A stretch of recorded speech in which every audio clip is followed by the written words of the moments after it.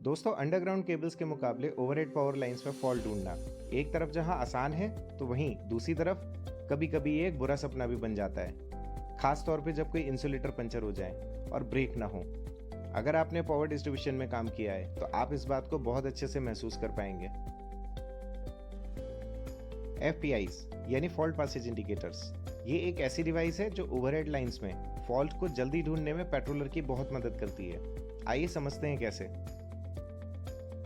इसके working principle को समझें तो ये simply rate of change in current यानी di/dt को चेक करती है। अगर इसकी वैल्यू इसमें प्रीसेट वैल्यू से ज़्यादा मिलती है तो ये ग्लो करने लग जाती है। इसमें मेनली 3 इंपॉर्टेंट सेटिंग्स होती हैं। पहली है IMAX थ्रेशोल्ड। ये जनरली फीडर पर चलने वाले नॉर्मल लोड के अकॉर्डिंग की जाती है।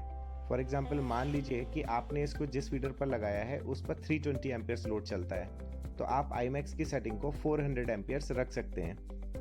दूसरी सेटिंग है rate of change in current यानी di/dt। ये जनरली फीडर पर चलने वाले नॉर्मल लोड का 1/10 रखी जाती है।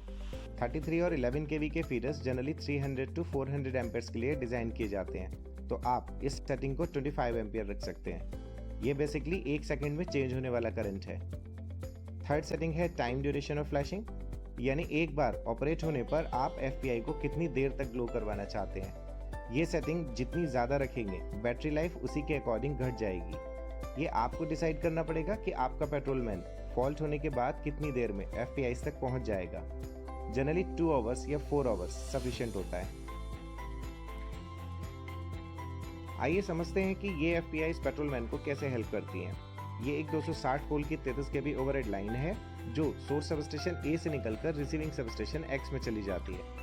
मान लीजिए कि हर 40-50 पोल के बाद तीनों फेजेस पर FPIs को लगाया गया है। इस तरह से टोटल 4 सेट FPIs यहाँ दिखाए गए पोल नंबर्स पर लगी हैं। लाइन ब्रेकडाउन के केस में पेट्रोलमैन जब पेट्रोलिंग करता है तो उसे ये देखना होता है कि कौन कौन सी FPIs ग्लो कर रही हैं। पहला केस लें तो मान लीजिए कि पोल नंबर 210 से लेकर 260 के बीच में जो 50 पोल हैं उनमें से किसी पर भी फॉल्ट हुआ है। दोस्तों, यहाँ ध्यान दीजिए कि इस स्थिति में फॉल्ट करंट चारों FPIs से पास होगी, यानी चारों FPIs ग्लो करेंगे। चारों लोकेशन की FPIs का ग्लो होना ये बताता है कि फॉल्ट पोल नंबर 210 से आगे है, तो यानी अब पेट्रोलमैन को केवल 50 पोल को ही ध्यान से पेट्रोलिंग करना है।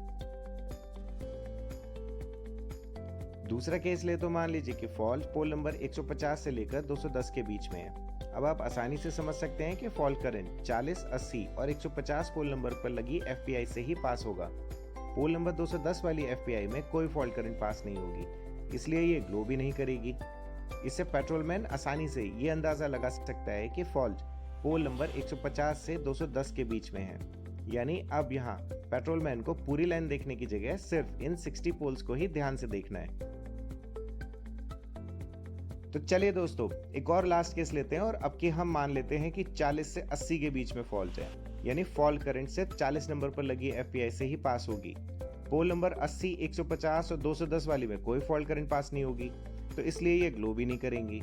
तो इस तरह पेट्रोलमैन को ये इन्फरेंस निकालना है कि फॉल्ट पोल नंबर 40 से 80 के बीच में है। तो दोस्तों, इस तरह से आपने देखा कि FPIs ओवरहेड लाइन ब्रेकडाउन के केस में फॉल्ट को जल्दी ढूंढने में कैसे पेट्रोलर की मदद करती हैं। टेक्नोलॉजी में एडवांसमेंट के साथ अब ये FPIs रिमोट कम्युनिकेशन भी कर सकती हैं, यानी ये अपना स्टेटस किसी भी सेंट्रल लोकेशन पर भेज देती हैं, जिससे सेंट्रल लोकेशन पर बैठे लोगों को तुरंत पता चल जाता है कि फॉल्ट किन पोल नंबर्स के बीच में है और वो पेट्रोलमैन को डायरेक्टली उन पोल नंबर्स पर भेज सकते हैं। दोस्तों, अगर आप ट्रांसफार्मर प्रोटेक्शन के बारे में या फिर करंट ट्रांसफार्मर के बारे में जानना चाहते हैं तो टाइम निकालकर ये वीडियोस देख सकते हैं। जल्दी फिर मिलेंगे एक नए वीडियो के साथ। तब तक के लिए goodbye, thank you and take care.